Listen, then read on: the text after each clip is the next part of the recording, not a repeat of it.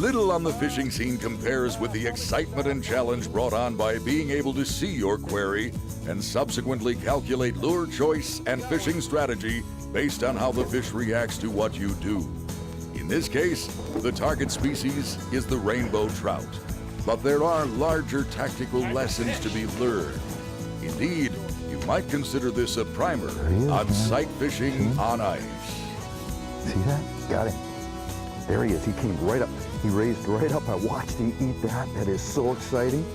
Wow. That is so much fun watching these fish in this extremely clear water coming up and eating that. These trout, I'll tell you, they switch places with the warm water species in the wintertime.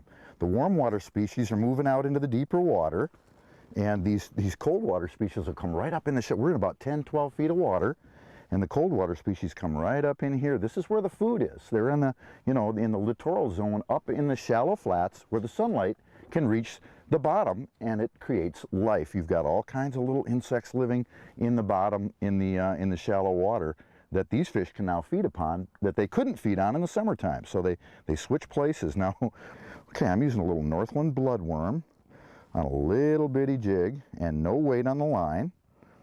As you can see, very natural color. Looks like some of the aquatic insects that live in here.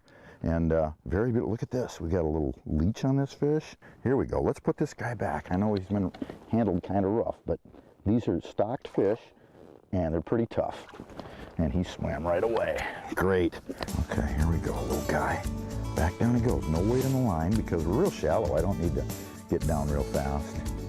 And the fish, the natural slow fall, that little tiny jig is a lot more natural appearing to these trout, I'm sure.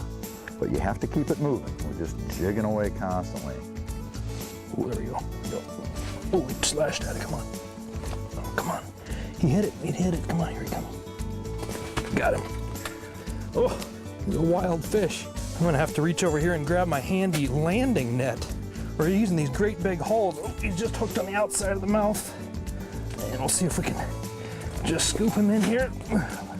That net is frozen. Oh, oh, oh, oh, oh. There he is. Oh, we got him. We got the fish. It's a nice, nice healthy fish. Nice healthy rainbow. Got a little bit of a hump on his head.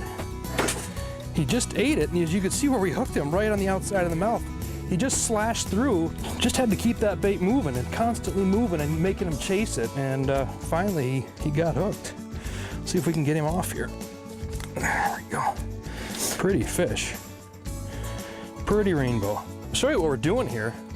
We're keeping things real simple with a little plastic bait from Northland. This particular one here is just a bloodworm imitation. And what you want to do with these trout a lot of times is just imitate something real subtle. So we're using a brown one today instead of a real bright one. What they're feeding on is, you know, a lot of nymphs, a lot of zooplankton, and the colors are real muted.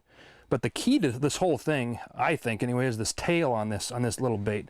I think the thing that's really key for these trout in the wintertime is a thin tapering tail on a plastic, because they just seem to really key on constant motion, on something that just constantly flaps like this little ratso tail. It just, if you keep moving that rod tip up and down, that thing just keeps flopping up and down. The new series of plastics, micros, little plastics from Northland, including this bloodworm, awesome bait today. This worked really well. And there's a lot of other examples here. We caught them on these little munchies, the tiny little micro munchies, the little Technoglow tails. Same thing, little quivering tails. As you can see right here, this package has been opened. The orange was key for a while, and having a variety of colors, because trout, as we mentioned before, so color conscious. The new slug bug, Corey was using that today, and the chartreuse color was very effective for him. And Custom Jigs and Spins makes the little wedgie. Again, the little thin quivering tail, that's the key. It just keeps moving. Even when you stop moving your rod tip, these little baits just keep quivering away.